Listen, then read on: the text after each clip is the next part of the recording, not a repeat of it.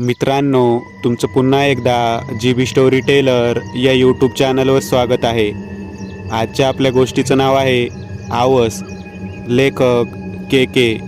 पण गोष्ट सुरू करण्याआधी जर कोणी ह्या चॅनलवर पहिल्यांदाच आलेले असाल तर त्यांनी ह्या चॅनलला सबस्क्राईब करायला विसरू नका.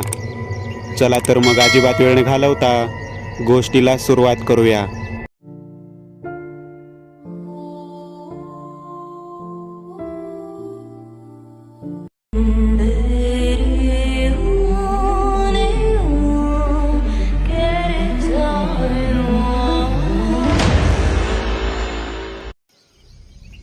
एसटी स्टँडच्या घड्याळात रात्रीचे 12चे ठोके पडले आणि त्या निर्मनुष्य एसटी स्टँडवरची स्मशान शांतता काही काळासाठी भग्न पावली. नुकतीच वादळी पावसाची एक सर पडून गेली होती. पुढची सर पडायच्या आधी निसर्गाने थोडी विश्रांती घेतली होती. आज अमावस्या होती. पौंड बस स्टँड नेहमी यावेळी सामसूम होत असतो, कारण शेवटची एसटी 11ला येते, जी मुक्कामी असते.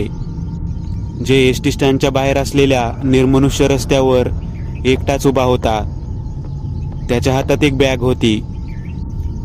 त्याला शेरगावला जायचं होतं, पण शेवटची एसटी पावसामुळे रद्द झाल्याचं समजलं होतं. शेरगाव तिथून 25 किलोमीटर लांब होतं. त्यात रस्ता सुद्धा जंगलामधून जाणारा होता. त्यामुळं चालत जायचा प्रश्नच नव्हता, कारण जंगली श्वापद यांचा धोका मोठा होता. त्याने रस्त्याच्या दोन्ही बाजूला नजर फिरवली, पण दूरदूरपर्यंत अंधार होता. कोणतंच वाहन त्या दिशेने येताना दिसत नव्हतं. रस्त्यावर असलेला खांब माफक अंतरापर्यंतच प्रकाश टाकत होता. जयने खिशातून सिगारेट काढली आणि शिलगावली. सिगारेटचे झुरके मारत तो तिथेच एरझाऱ्या मारू लागला. तेवढ्या त्या किर्र शांततेला चिरत लांबून एका गाडीच्या येण्याची चाहूल लागली. त्याने डाव्या दिशेला पाहिलं. एका जीपचे हेडलाईटचे दिवे त्याच्या दृष्टीस पडले आणि तो सुखावला. जीप अंतर कापत कापत त्याच्या अगदी 40 फूट अंतरावर होती. जयने जीप चालकाला हात दाखवत लिफ्ट मागितली. जीप चालकाने जीपचा वेग मंदावत जीप जयच्या जवळ येऊन थांबवली. फार विचित्र होता तो दिसायला. सडपातळ शरीर, पण जाड टोकदार मिशा, अंगावर एक पांढरा सदरा आणि पायजमा, डोक्याला फडके बांधलेलं आणि सावळा रंग. कदाचित यावेळी त्याला बघून कोणीही त्याच्याबरोबर जाण्याचा विचार देखील केला नसता. पण जयला शेरगावला जाणं खूप गरजेचं होतं. दादा, शेरगावला जायचंय, सोडताल का? जय म्हणाला. शेरगाव? त्याने कपाळावर आठ्या आणत जयकडे बघितलं. हो, तुम्ही कुठपर्यंत चालला आहात? जयने विचारलं. मी चाललोय वळणे गावाला. ठीक आहे, बसा, पण 100 रुपये घेईन, तो माणूस म्हणाला. चालेल, असं म्हणत जय दुसऱ्या बाजूने दार उघडून जीपमध्ये बसला. जीपचा स्टार्टर मारत त्या माणसाने जीप सुरू केली आणि सुरुवात झाली एका भयंकर प्रवासाला. पौंड एसटी स्टँडचा परिसर सोडून गाडी उजवीकडे वळाली. दोन्ही बाजूला घनदाट असं जंगल, कच्चा रस्ता, नुकताच पडून गेलेला वादळी पाऊस आणि एक अनोळखी सहप्रवासी. 10 मिनिटं झाली होती, पण तो माणूस काहीच बोलत नव्हता. भाऊ, या रस्त्यावर रात्री इतक्या लवकर सामसूम रोजच होतं का आज पावसामुळे झालंय? जयने विचारलं. रोज होतं. पापणीही न लावता समोर रस्त्याकडे बघत त्या माणसाने उत्तर दिलं. तुम्ही रोज याच वेळी इथून जाता का? जयने पुन्हा विचारलं. एवढंच म्हणून त्याने संभाषण जागीच संपवलं. तुम्ही वळणे गावालाच राहता का? जयचे प्रश्न सुरूच होते. हो, तो म्हणाला. त्याचं वागणं विचित्र होतं. काही वेळ तसाच शांततेत गेला. कच्चा रस्ता निमुळता असल्याने गाडीचा वेग फार नव्हता. 2 ते 3 किलोमीटर अंतर पार झालं होतं. जयने खिशातून सिगारेट काढली आणि तोंडात धरून माचीस शिलगावली. काडीपेटीचा तो आवाज कदाचित त्या माणसाने ऐकला आणि जयकडे पाहिलं. इतका वेळ चेहरा पाषाणासारखा असलेला त्या माणसाच्या चेहऱ्यावरचे हावभाव एकदम बदलले. अनाहूत भीती त्याच्या चेहऱ्यावरून ओसंडून वाहू लागली आणि तो जयच्या अंगावर खेकसला. अरे काय करतोयस?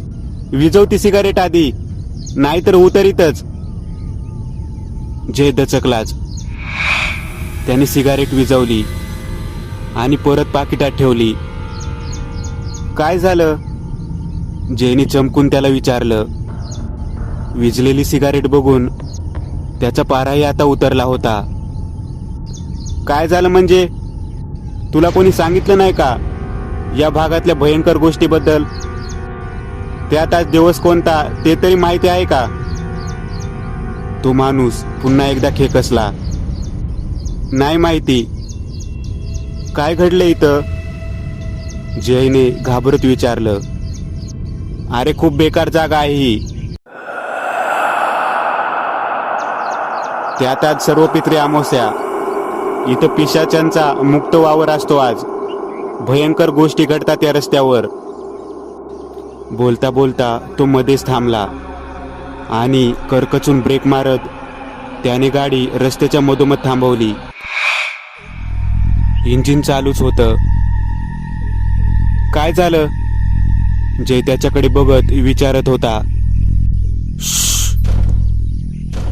असं म्हणत त्याने जयला शांत राहायचा इशारा केला आणि समोर रस्त्यावर बोर्ड दाखवलं. रस्त्याच्या मधोमध अंधारात कोणीतरी पाठमोर उभं होतं. गाडीच्या हेडलाईटचा प्रकाश त्याच्यापर्यंत पोहोचू शकत नव्हता. फक्त तो एक पुरुष आहे एवढंच कळत होतं. जयच्या अंगावर भीतीने काटा आला. खिडकीचा काच व्यवस्थित लावून घे. कपाळावर आलेला घाम सदऱ्याच्या बाईला पुसत तो जयला म्हणाला. त्याने गाडी गिअरमध्ये टाकली आणि झटका देत क्लच सोडून एक्सिलेटरवर पाय रोवला.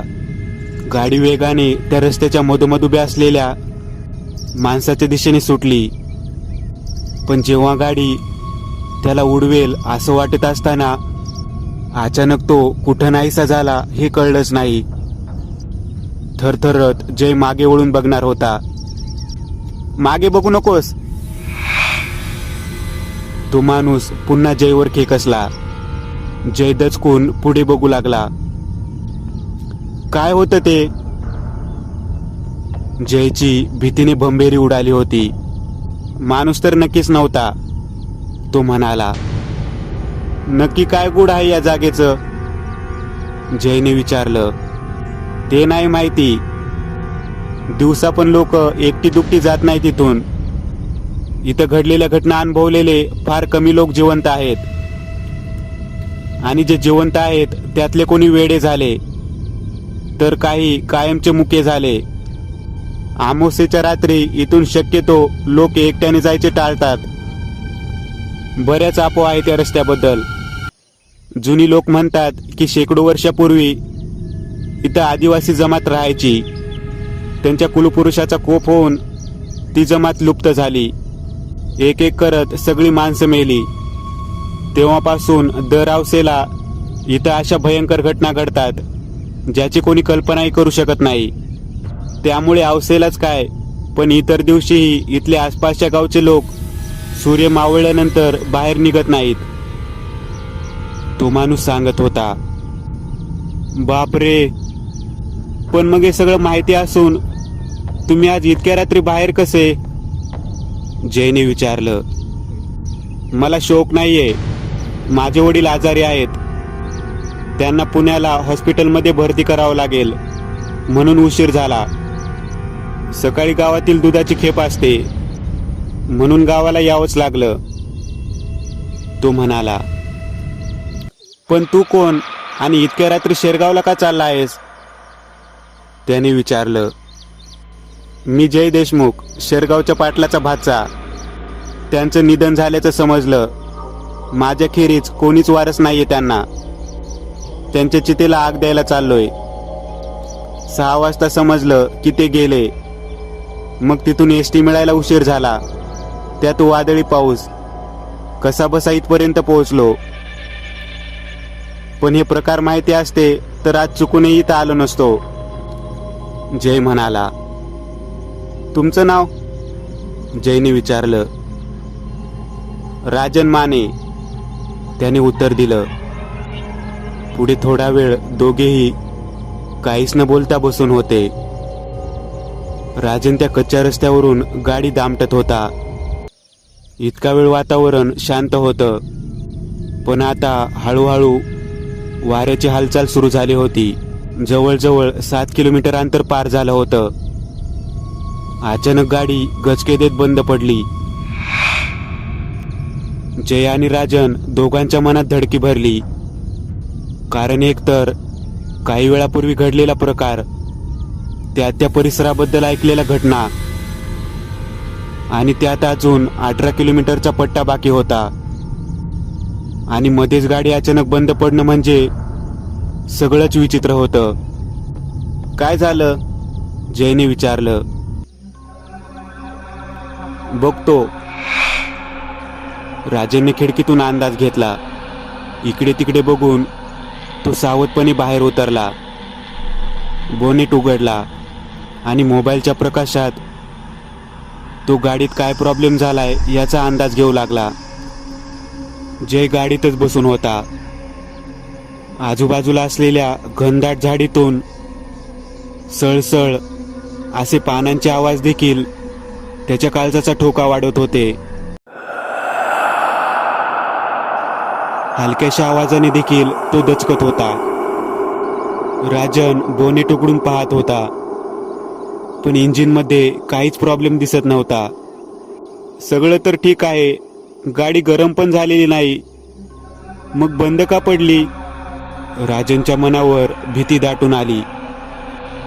परत एकदा बघतो स्टार्ट होतीये का, असं म्हणून राजनने बोनेट उघडच ठेवलं आणि तो गाडीत येऊन बसणार होता. पण जय आता तिथं नव्हता. राजनला क्षणभर धक्का बसला. हा कुठे गेला आणि कधी? राजनने आजूबाजूला बघितलं. जय, ए जय! राजनने रस्त्याच्या दोन्ही बाजूला बघून आवाज दिला, पण कसलाच प्रतिसाद मिळाला नाही. जयची बॅग गाडीतच होती. मग हा गेला कुठं? राजनला घाम फुटला. अचानक राजनच्या कानावर कुणाच्या तरी रडण्याचे आणि विवळण्याचे आवाज येऊ लागले.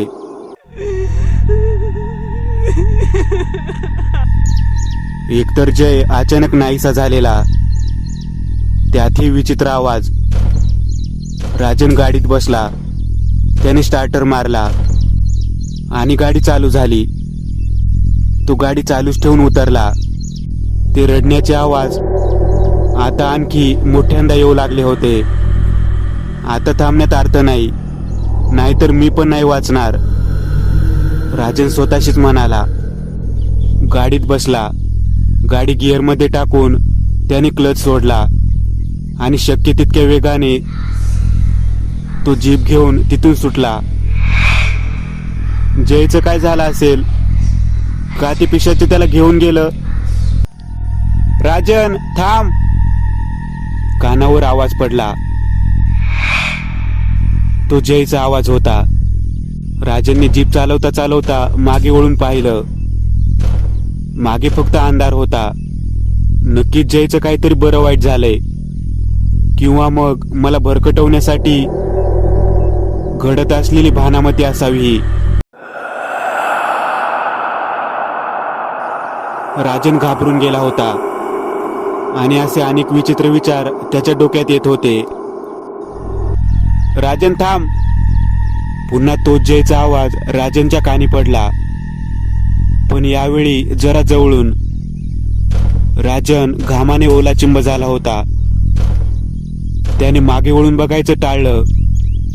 तो त्या उबडधोबड रस्त्यावरून जमेल त्या वेगाने गाडी पळवत होता. पण तेवढ्याच समोर लांबवर रस्त्याच्या मधोमध कोणीतरी उभा असल्याचं राजनच्या दृष्टीस पडलं. राजनने गाडीचा वेग थोडा कमी केला. गाडी आता हळूहळू त्या व्यक्तीच्या जवळ येऊ लागली. पाठमोरा उभा असलेला तो व्यक्ती स्तब्ध उभा होता. राजनने जीप थांबवली. हातपाय गारटले होते. त्याने हॉर्न वाजवला. तसा तो व्यक्ती जीपच्या दिशेने वळला आणि हेडलाईटच्या प्रकाशात त्याचा चेहरा बघून राजनचं डोकं सुन्न झालं. कारण तो जय होता. स्तब्ध उघडे डोळे, रक्तात माखलेले कपडे आणि कुठलेही हावभाव नसलेला चेहरा. राजनकडे त्याची असलेली स्थिर नजर. राजन थरथरू लागला. विचित्रपणे किंचाळत तो राजनच्या गाडीच्या दिशेने धावत येऊ लागला. राजनची भंबेरी उडाली. त्याने रिव्हर्स गिअर टाकून गाडी वेगाने मागे घ्यायला सुरुवात केली. तो मागे बघत गाडी मागे मागे घेत होता. किंकाळीचा आवाज आता बंद झाला. त्याने पुन्हा एकदा समोर रस्त्यावर नजर टाकली आणि त्याला परत एकदा धक्का बसला. क्षणभरापूर्वी गाडीकडे पळत येणारा जय आता तिथं नव्हता. रस्ता निर्मनुष्य आणि स्मशान शांततेने भरलेला होता. राजनने गाडी पहिल्या गिअरमध्ये टाकली आणि तो सरळ निघाला. भीतीने त्याचं अंग थरथरत होतं. जयचं काय झालं असं? बहुतेक त्याचा बळी गेला, अशा शंका कुशंका मनात येत होत्या. अजून 15 किलोमीटर अंतर बाकी होतं. राजन गाडी दामटत होता. जीव वाचवून निघायचं एवढंच त्याच्या डोक्यात होतं. समोर रस्त्याला एक हलकं वळण होतं. वळणावर त्याने गाडीचा वेग कमी केला. वळण पार करून समोर पाहिलं. रस्त्याच्या कडेला कोणीतरी अंग चोरून बसलेलं त्याला दिसत होतं. त्याच्या मनात धडकी भरली. आता गाडी थांबवायची नाही हे त्याने मनात पक्क केलं. तो हळूहळू त्या कडेला अंग चोरून बसलेल्या व्यक्तीच्या जवळून जाऊ लागला. अनाहूतपणे त्याची नजर हेडलाईटच्या प्रकाशात त्या व्यक्तीवर पडली आणि त्याच्या अंगावरून भीतीची लहर क्षणार्धात धावून गेली. कारण तो माणूस नव्हता. तो एक पुतळा होता. रंग उडालेला, पांढरा पडलेला एखाद्या वृद्ध व्यक्तीचा पुतळा.